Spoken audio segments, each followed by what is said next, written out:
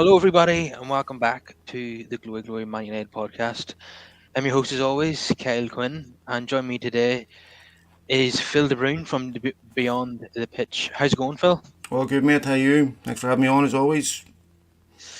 I'm great. I'm great. I know United did their best on Monday night to kind of spoil my enthusiasm for the new season, but I suppose we have to look at that we got 3 points, whereas Mm. last season after two games we had nil trois. So we got to be positive the fact that we got the win, even though it was shambolic to say the least.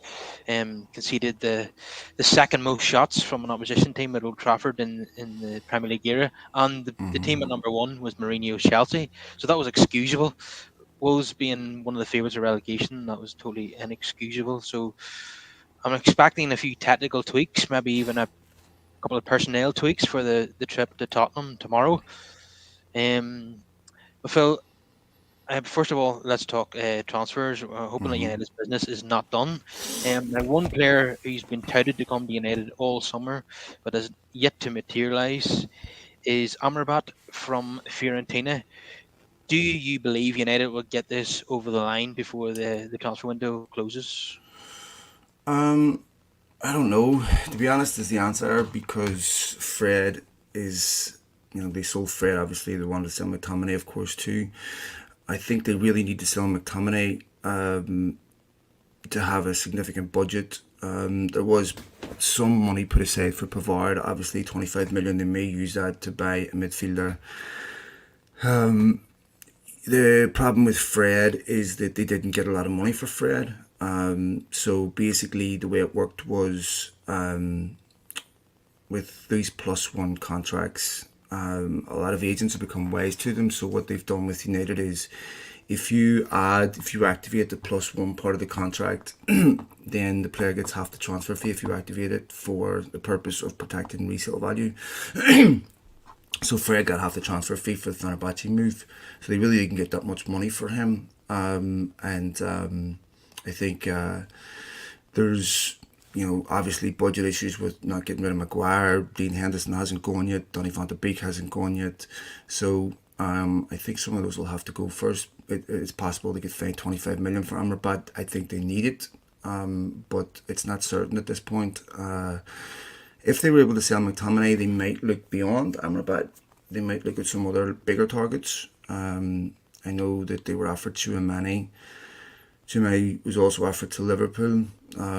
United probably would be interested if there was a loan option to buy at the end of next season. But I don't think they have the money for Chouamani this season. Yeah, I think based on what we saw against Wolves, I really think United need to sign another midfielder, um, someone who can play alongside Casemiro, um, when needed. We want to be more solid, and obviously someone who can deputise for him, whenever we need to give him a rest. Because I have to admit, he is looking. I hope this is not the beginning of the decline, to be honest, because he is looking a bit off the pace. And I know that he was isolated because Mount and Bruno were too far up the pitch, and Wolves, it was like 4-on-1 situations, and like Gary O'Neill knew exactly what he was doing. He had done his homework by watching United's pre-season games, but Yep. I think Amrabat is a necessity, in my opinion, at this moment in time. Um, so Maguire's move to West Ham seems to be off, although things can change, as we know, when it comes to the towards the end of the window. Do you think that could be resurrected, or do you think Maguire could go somewhere else? Because I think for his sake, he needs to move on. Well, he definitely needs to move on, but it's highly unlikely, because you first of all need someone who's willing to pay a transfer fee at a price point that's actually worthwhile for United. At 30 million, having to pay out Maguire's loyalty bonuses, you amortize his contract, you need to more or less break even. So, like I was saying, that wouldn't give them the budget to properly replace him, especially with Bayern looking for so much for Pavard. So, I I would be surprised if he leaves at this point. I mean, the relationship with the club is not good. The relationship with Ten Hag is not good. He obviously United have tried to provoke him into putting a transfer request in so that they don't have to pay him all these loyalty bonuses and what have you. And Maguire, reluctant. Probably wants to go deep down. I'm sure he wants to play football, but wasn't willing to put a transfer request in because he didn't want to forsake these fees that were owed to him. I mean, the real crime here is how did Ed Woodward give these types of contracts out? I mean, you give this, De Gea, United had to overcome that. Like I was saying about Fred, and it's just on and on and on, just rank incompetence that's really prohibited Ten Hag's ability to move dead wood on because they're hard to get rid of. You see it with Eric Bailly too. So I would be surprised if Maguire leaves at this point. I don't think that's a good outcome for anyone, really, because we've seen that the manager will actually select Luke Shaw at centre back ahead of him. Um, and the manager, of course, wants to give Johnny Evans a 1 year deal. What's your thoughts on that, Phil? Not a massive surprise. We've known that for quite a while that he wanted to give that 1 year contract to Johnny Evans. He's obviously someone that knows the club. He's not a bad defender. He's someone that could come in. He had a couple of points last season where they needed five centre backs, and Luke Shaw obviously filled in as a centre back, left-footed centre back. So I think he's good cover for a year. United, like I was saying, don't have the money to replace the centre back position. And this is the other issue with Pavard as well, is that when Maguire goes, they want to also buy someone that's capable of taking over from Varane, and I don't think Pavard is that. Which is why I don't think they wanted to spend more than 25 million. So for Johnny Evans, it's a no-brainer. You give him a year contract. He's going to be happy to sit in the bench, come in and play him whenever you want. And you need to fill out the squad with. And that's when you're talking about squad players, you're talking about one of two players. You're talking about experienced players that are at their end of their career that don't want to play every week, like Christian Eriksen, or you're talking about young players that aren't ready, where you can bring them in incrementally, but top class players in their prem are not going to sit in the bench. So I think that's a decent decision from United. Yeah, I'm going to make a prediction that next summer, Varane will go to Saudi Arabia. Now, according to recent reports, Conte and Benzema are trying to persuade him to come out there this summer, but he's not interested. He wants one more season at least in Europe. And not a surprise because United are in the Champions League. You probably want to give it one more shot at winning his fifth Champions League title. So, but I can see United letting him go next summer and then spending big on a top class centre half. Do you think so too, Phil? I think it's possible. Varane's already retired from international football, so there would be no reason. I mean, it would be feasible for him to go to a club in Saudi Arabia. He's not protecting an international career. It's a massive last payoff.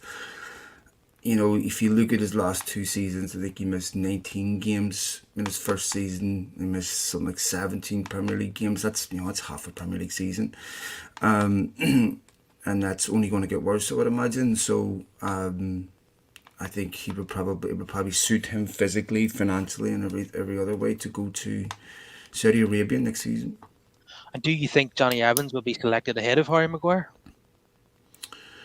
Yeah, to be honest, because I think Ten Hag does not have any trust in Maguire at all. I don't think he feels that Maguire can play in the system. I think there's some other issues with Maguire that concern Ten Hag. I think mentally he feels that Maguire's somewhat been typecast by all his mistakes. I think he finds it very difficult to be confident. He feels the pressure of the fans. He's very nervous on the field.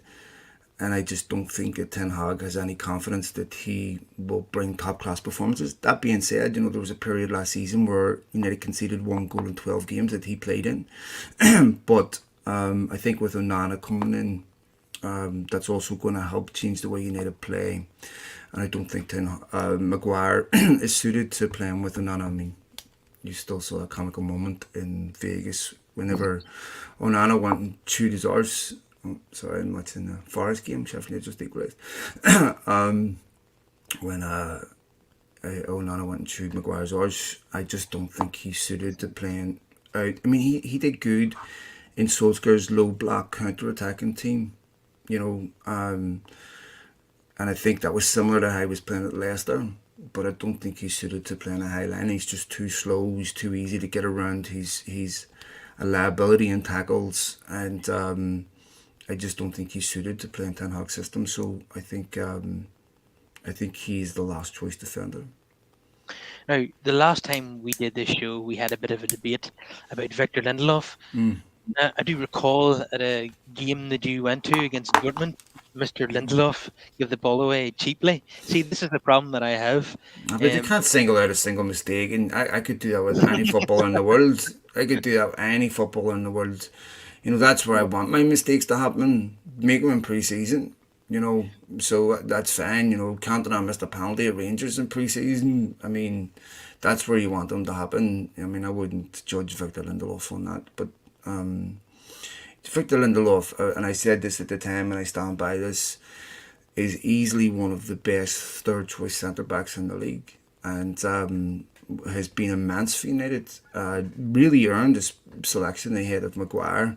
I think he's technically better than Maguire. I think Mourinho once said he could be bullied quite easily, but I have to say I think he's improved on that, and I I.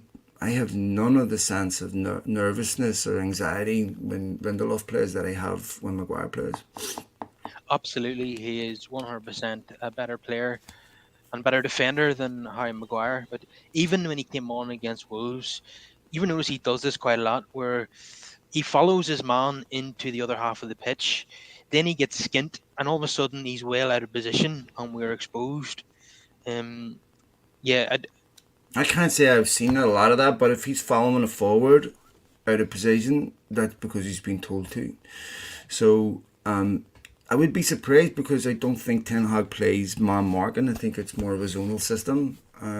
But Ten Hag wants his centre backs high, and so this is of course another problem why Harry Maguire is unsuitable. So I think Victor Lindelof can't play high. yeah, I thought he deputised pretty well overall for Martinez in that period that he was out at the end of last season. But again, he made the goal after a few seconds in the cup final. I think Lindelof headed it straight to Gundogan. If we're going to be overcritical, so he will do okay in about 3 out of 5 Yeah, but games. to be fair to Lindelof, he heads a ball to Gundogan, right? If it was Lindelof, I can't remember. You might be right. He's no right to expect Gundogan to score from there, right? I mean, there's still not massive amount of danger, and I think De Gea had his eyes on. I was in his line of sight for a long time. I honestly think that cup final sealed De Gea's fate. For Absolutely. I think that's the moment where and it could be because it was the last game, but I don't think so. I sense a change in Erik ten Hag's attitude towards De Gea. You know, he was quite blasé about his other mistakes at West Ham and See Sevilla and ya. what have you. You know, where he was okay. You know, David saved us many times, and of course it could be just the fact that he didn't want to come out and criticise him before a cup final. That's true, but I think De Gea was probably poor on both those goals. No question United should have defended the second one better, knowing what Gundogan did in the first one. Make sure you don't leave Gundogan unmarked at the edge of the box. I actually did a podcast right before the cup final, and these lads were asking me about Holland, and I said, listen, as much as Holland is exceptional, and he is, the guy I worry about is Gundogan because everything goes through him. He is their heartbeat, he's their tempo setter, he's the guy that worries me. I've told this story a million times because, I mean, it's maybe the only thing that was pleasing about the cup final was right. But seriously, and I also said that when City lost him, I think he's going to be a huge loss for City, Yeah. especially now with De Bruyne out. As most good as Rodri and everything is, they're not going to get brilliant player. But for me, in that cup final, David De Gea has been, he's had some fantastic moments. And to be fair, a lot of the goals he conceded were last season were in two games. You know, the City away and Liverpool away. But had most clean sheets of any Premier League goalkeeper. Bizarrely enough, but those two goals in the cup final, I think, was the moment that Ten Hag said that's enough. And also the way Onana played in the cup final against City was very, very different. It was noticeable in the post-match press conference after the FA Cup final that his attitude towards De Gea had changed. Yeah. Um, yeah, so hopefully De Gea does get a testimonial, but it is worth pointing out that not all legends have got that privilege. Roy Keane being the obvious one. I don't think so anyway. Well, we know that he was ushered out the back door in November 2005, and it wasn't a great. King did one. Didn't he do one against Celtic? Maybe you're right, yeah.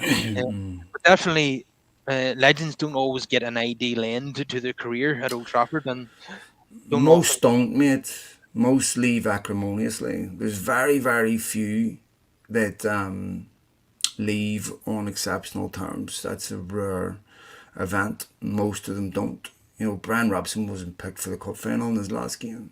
You know, Ruud van Nistelrooy didn't leave on great terms. You know, Cantona didn't get the exit that he wanted.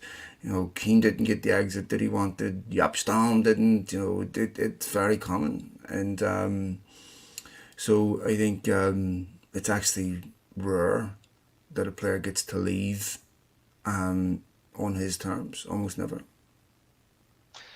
Yeah, that's unfortunate. So another man I wanted to talk about is another midfielder who has played under the manager before, just like Amrabat, Ryan Gravenberch, who has, for the 105th time in the last year, has been linked with Manchester United. Now, his Bayern career has not gone to plan thus far. And it's according to reports he would be interested in linking up with Ten Hag again. Do you think that could be a plan B on the goer if the Amrabat deal doesn't come off? Could United even maybe loan him with an obligation to Yeah, buy? I think what I was saying about Giamini, I think they could do something similar with Bayern. I mean, Gravenberch can't get in that team. And so that would concern me, first of all. Why can he not get in the Bayern team? I know Bayern have a very good midfield, but not perfect. I mean, Tuchel doesn't love Goretzka. Tuchel doesn't love Kimmich. So, you know, it would concern me. Obviously, Ten Hag knows him. You know, he was a good young player at Ajax, but as we've seen with other good young players at Ajax, the step up to the very highest quality isn't always, you know, one they make. Ajax have produced some great players, but they've also produced some great players with potential that never fulfilled it. You know, and I can think of a number of players that had that. Forrest just scored. I can think of a number of players that Van de Beek being one of them. But you know, I think again, I think if they got him on loan, you know, probably wouldn't be a bad deal. Yeah, yeah. A loan with an option to buy would probably be better. So we're Yeah, not. they would definitely want an option to buy because they're not going to loan. I mean, they loaned Sabitzer last season. I don't think they ever really thought they would buy Sabitzer. I just don't think he was the right age for them to really look at exercising that. Gravenberch would be different. He's young, so if he came into United and played well, you know, they'd want to have a buy option on him. Yeah, and Sabitzer picks up a few injuries as well. He's only at United about 5 months, and he must have been injured about 3 times and missed the crucial games at the end of the season, including the cup final. He's not alone Um, there. um, yeah, hopefully United can get one or two more players in and sell a couple more. And for me, that would then result in a very successful window. So one man who's yet to make his debut is Rasmus Højlund. Um, Now I am not expecting big things from him in his first season. If he got f- say 15 to 20 goals in all competitions, I would be absolutely delighted with that. It's going to be a lot of pressure on him, though. A lot of unfair comparisons to established strikers. We know how it is when the media coverage of Manchester United. Every miss he every time he misses a target, it's going to be scrutinised. So what are your expectations of the young man, and do you think he's going to improve United's front line? Well, he better. And I'm not of the opinion that, you know, he shouldn't be scoring more than 15, 20 goals. You know, I remember when Jack Grealish went to City and Guardiola was asked about this, you know, get a season to settle in. No, you don't. This is top football, top level football. You don't get a year to settle in. You don't get a year at Manchester United. If he's not ready to play at that level, United shouldn't have bought him. They should have left him where he is and let him develop. So if he's not coming in and hitting 20 goals a season, there's a problem. So I would like to believe that Rasmus Højlund will come in and be around that mark. So, you know, that's that's a reasonable expectation. So I think yes, he has had some unfair comparisons, and that's just part of football. It's lazy comparisons because of he's Scandinavian. He's young, similar sounding name to Holland. He's going to get compared, but this is the pressure you have to deal with at Manchester United. You don't get to say that's not fair, because it won't be just Holland he's compared with. If he's doing well, he's going to get compared to other United strikers in the past.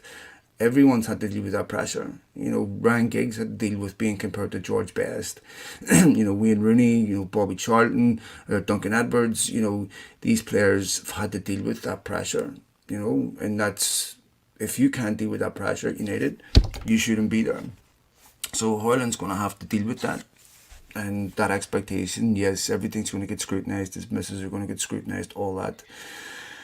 But it also works the other way. When he does well and when he scores, he's going to get praise and support in a way that average, other strikers won't at average clubs. So, the pressure is significant. But if he has a terrible first season, that could cost Ten Hag his job, because United are going to have to improve. So you don't get time. Garnacho, was he 18? Was Ten Hag? You need to do it now. Of course you're improving. Of course, as you get older, you find consistency in other things. But to play for Manchester United, you have to be good enough right now. Yeah, I think the earlier he scores, the better. I'm Of hoping his course. debut is more Wayne Rooney and less Diego Forlan. I don't want him taking that long to score his first goal. Now, what we've been hearing is that he could potentially make his debut against Arsenal.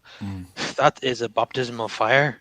But if he could score a goal in that game, that would be the best start that he could possibly imagine. So let's hope that he makes that If happen. he's fit for the Arsenal game, he will come off the bench for a short period of time. Ten Hag's not going to throw him into that game, because it's. I mean, maybe if United are 1-0 down with 20 minutes to go, he'll throw him on.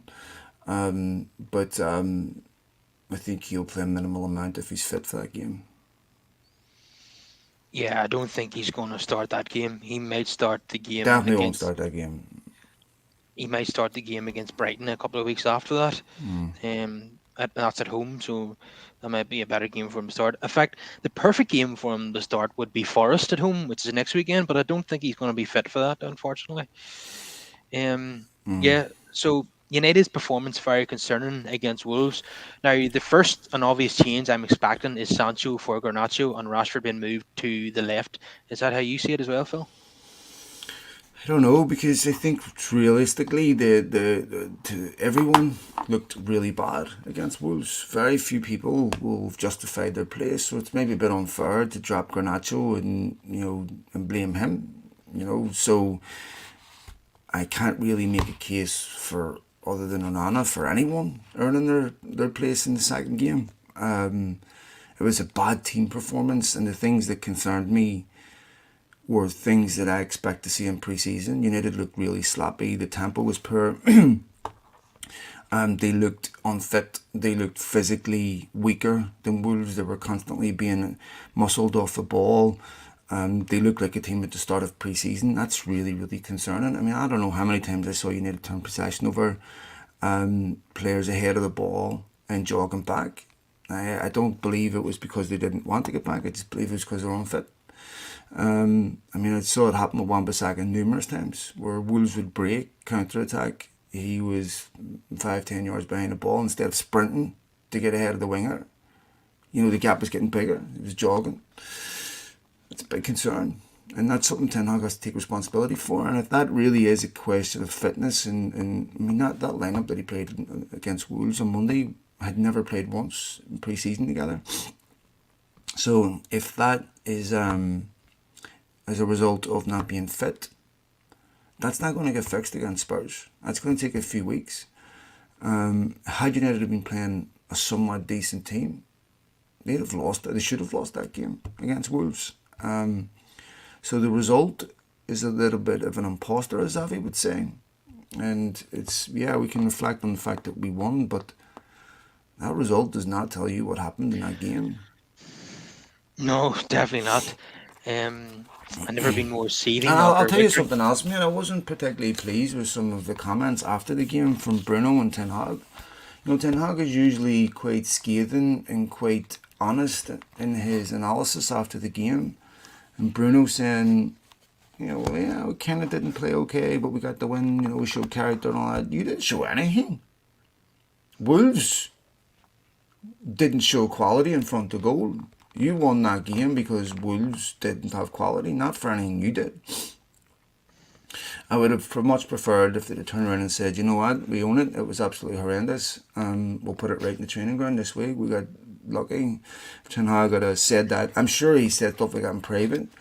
But I saw him say last season numerous times after performances about being sloppy with the ball, about being critical and build up everything, and being critical of lots of things that I really admired because he was honest.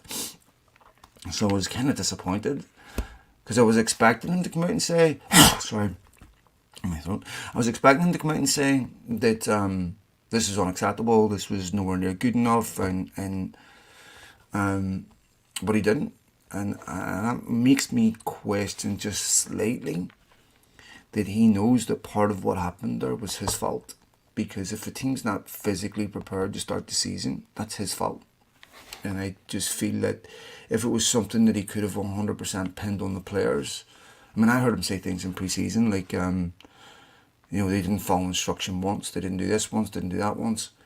I think after the Real Madrid game he said that. But this time he was, you know, quite indifferent.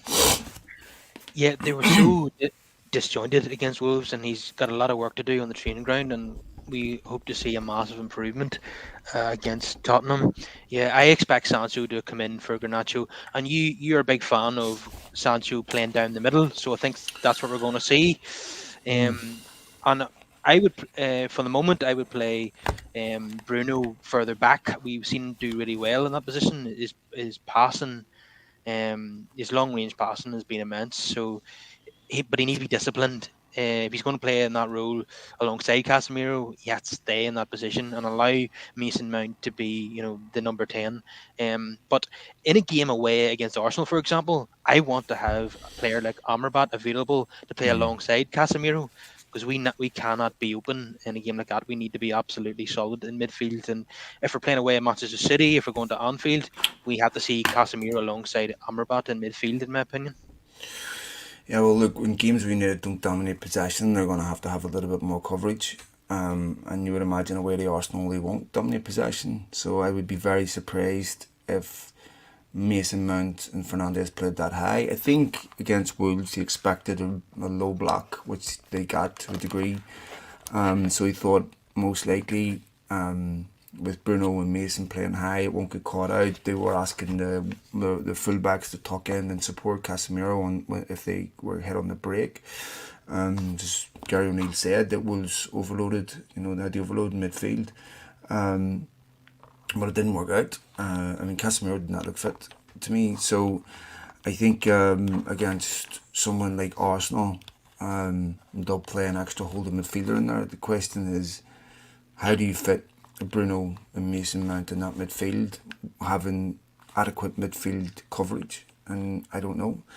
I don't think either of them are suited to playing deeper. Because even if Bruno Fernandes plays deeper, he still doesn't give you anything defensively. And so it's not in his instinct to defend. And I'll tell you something, that Wolves performance reminded me a lot of their performance at Anfield. And had it have been against Liverpool, you would have been looking at 7 or 8. right? Where it looked like 11 players that had never played together before. There was nothing that was analogous to a team, no team performance. And Yeah, United have only one different outfield player from last season. That should not be happening. we did say on this podcast a few times, a number of guests have said this, and I've said it, that we were worried with Mason Mount being the midfield signing, that a midfield three of Mount, Bruno, and Casemiro, it's just going to leave Casemiro exposed, and with he's going to have to do the work of two men. And already in the first game of the season, we've seen that. So I'm a bit concerned about that midfield three. I don't know if that has a long term future, but I think Ten Hag will persist with it for now. But Well, he knows yeah, what type of midfielder Mason Mount is, and so he will have given this consideration. Obviously, he will know, that he knows it better than you and I. So it'll be interesting to see what he does and how he plays against Spurs because they have to be significantly better and much more tactically disciplined. do you think we'll beat Spurs? No, I think if they can get a point, I think it's not a bad result. I think whatever your expectations are in the league, if you take a point away to Spurs, that's not going to cost you them. If let's say you want to win the title, a point away to Spurs doesn't cost you the title. You know, if you want to finish top four, a point away to Spurs doesn't cost you top four. That's for the most part a good point. Maybe not last season where United should have went and won there when they were 2-0 up. Hmm. But this, of course, they don't have Harry Kane, so they don't have the same goal threat. But they're still sort of on a high with Ange Postecoglou, and they showed Yeah, some vulnerabilities against Brentford, but they also showed that they're still dangerous. But I think if you need to get a point, be all right. yeah. With the new manager bounce on, he's a coach that I rate. He's a coach I rate very highly. I follow Celtic closely. He's won wherever he's went, whether it be Melbourne, Yokohama, the Australian national team, Celtic. He's won trophies. Now he's went to the one club where they never win trophies, so it's going to be interesting. Can he win a League Cup or an FA Cup at Tottenham, or even a European trophy in time? Um, so Madison is after a flyer. I know he got two assists, but he should have had three, only for a bad finish by Ricarlison, or a good save, depending on what way you want to look at it. But then they were very, very ropey at the back. Mbuemo could have scored again at the back post. So considering how United played and how Spurs played in their opening games, I'm expecting goals in this game, and I'm probably going to be a 2-each draw, the same as last season, I feel. Let's hope that United surprises and get the victory. So anyway, we'll leave it there. Thank you again, as always, for coming on, My Phil. pleasure, mate. Thanks for having me as always. Appreciate you asking me to do it, and hope it wasn't too bad. So thank you very much, mate. No, it wasn't too bad at all. If everyone could please smash a like on the video, subscribe to the podcast, and get your comments in down below. And I will see you again next time, Phil. See you, mate. Take care. Yeah. Bye.